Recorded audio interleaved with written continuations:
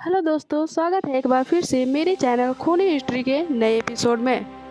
और आज मैं इस एपिसोड में सुनाने वाली हूँ खौफनाक भूत की बेहद ही डरावनी कहानी।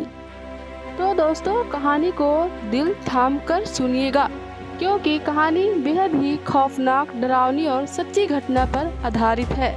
कहानी को आखिर तक जरूर सुनिएगा। चैनल पर अगर नए हैं तो चैनल को सब्सक्राइब कर लीजिएगा।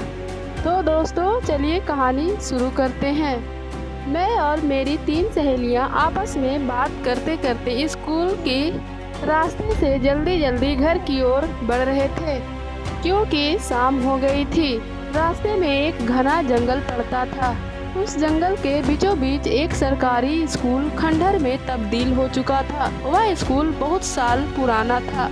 घर के बड़े बुजुर्ग कहते थे कि उस रास्ते पर सूरज ढलने के बाद जाने से एक खौफनाक भूत का सामना करना पड़ता है, जो किसी भी इंसान को पकड़ लेता है तो वही रास्ते पर पटक पटक कर उसकी जान से हत्या कर देता है और वह उसे अपना दोस्त बना लेता है। मैं और मेरी सहेलियां इसी बात को एक दूसरे से बतियाकर आगे बढ़ ही रहे थे कि सामने पेड़ पर एक साया लटकता हुआ दिखाई दिया, जैसे वह हम सबका बहुत बेसब्री से इंतजार कर रहा था। रात बहुत हो चुकी थी और गांव जाने का वही एक रास्ता था जो कि देर हो चुका था। इस साये को देखकर हम सभी को समझ में आ गया था कि ये वही खौफनाक भूत है जो लोगों को मारकर अपना दोस्त बनाता है। डरते डरते हम सभी सहेलियों ने मिलकर तय किया कि अब जो भी होगा देखा जाएगा, चलो आगे बढ़ते हैं। और हम सभी सहेलियों ने आयतल कुर्सी पढ़कर अपना जान बांध लिया और फिर आसानी से उस खौफनाक भूत के पास से गुजर गए।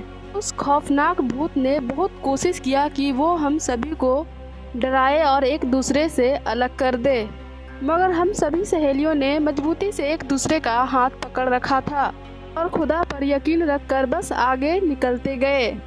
और वो खौफनाक भूत बेहद ही डरावनी आवाजें निकाल रहा था, लेकिन हम सभी सहेलियों ने एकजुट होकर वहां से निकल लेने का फैसला कर लिया और अपने घर पहुंचकर राहत का सांस लिया। उस दिन के बाद से हम लोग जब भी स्कूल जाते थे तो टाइम से पहले घर पर जरूर आते थे। तो दोस्तों, चैनल को अभी तक सब्सक्राइब नहीं किया तो सब्सक्राइब कर लें।